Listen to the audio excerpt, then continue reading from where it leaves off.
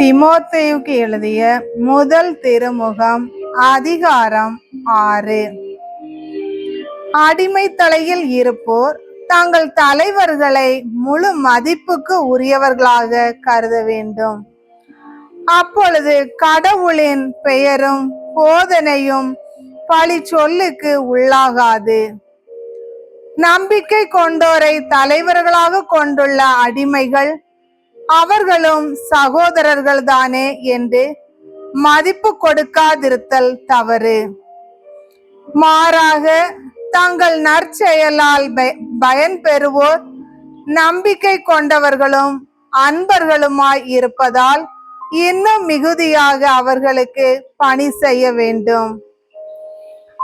இவற்றை நீ கற்பித்து ஊக்குவி. மாற்று கொள்கைகளை கற்பித்து நம் ஆண்டவர் இயேசு கிறிஸ்துவின் நலம் தரும் வார்த்தைகளுக்கும் இறை பற்றுக்குரிய போதனைக்கும் ஒத்து போகாதவர்கள், தற்பெருமை கொண்டவர்கள், ஒன்றும் தெரியாதவர்கள், விவாதங்களிலும் சொற்போர்களிலும் பைத்தியம் கொண்டவர்கள், பொறாமை, போட்டி மனப்பான்மை, பழிச்சொல், பொல்லாத ஊகங்கள், ஓயாத மோதல்கள் முதலியன இவற்றிலிருந்தே உண்டாகின்றன. உண்மையை இழந்தவர்களிடமும் சீரழிந்த மனதை கொண்டவரிடமும் இவை காணப்படுகின்றன.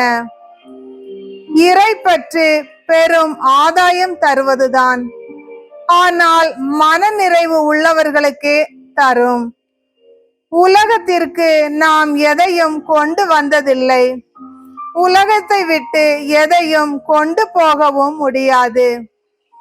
எனவே உணவும் உடையும் நமக்கு இருந்தால் அவற்றில் நாம் மன நிறைவு கொள்வோம்.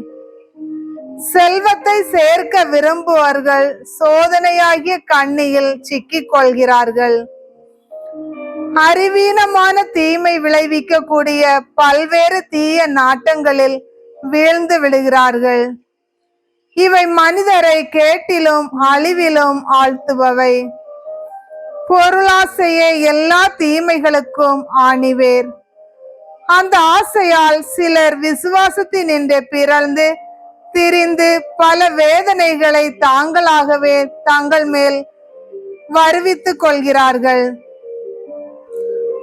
கடவுளின் மனிதனாகிய நீ இவற்றிலிருந்து தப்பி ஓடு.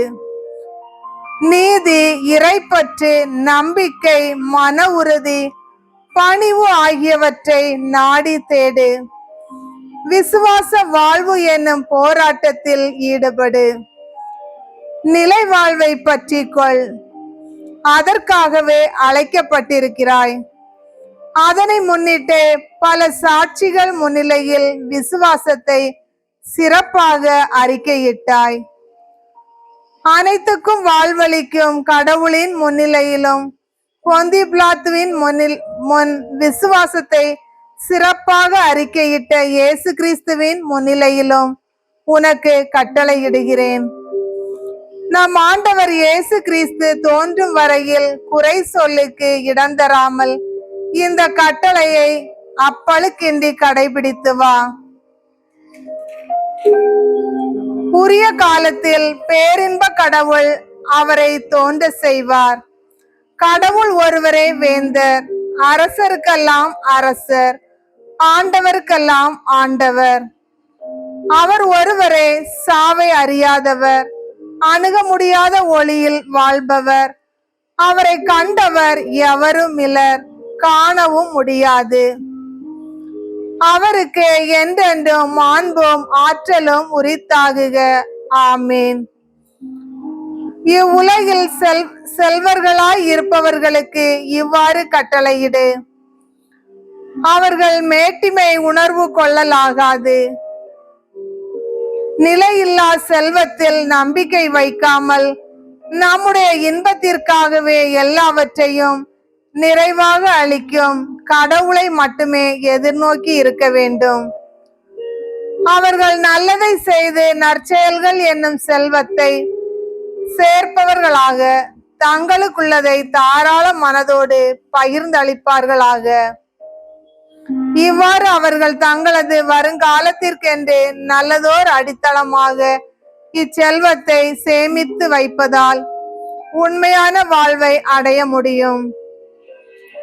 தீமோத்தேயு, உன்னிடம் ஒப்படைக்கப்பட்டதை பாதுகாப்பாக உலக போக்கிலான வீண் பேச்சுகளிலிருந்தும் ஞானம் என தவறாக பெயர் பெற்றிருக்கும் முரண்பாடான கருத்துகளில் இருந்தும் விலகியிரு. அந்த ஞானத்தை பெற்றிருப்பதாக காட்டிக்கொண்ட சிலர் விசுவாசத்தை விட்டு விலகினார்கள். இறை அருள் உங்களோடு இருப்பதாக.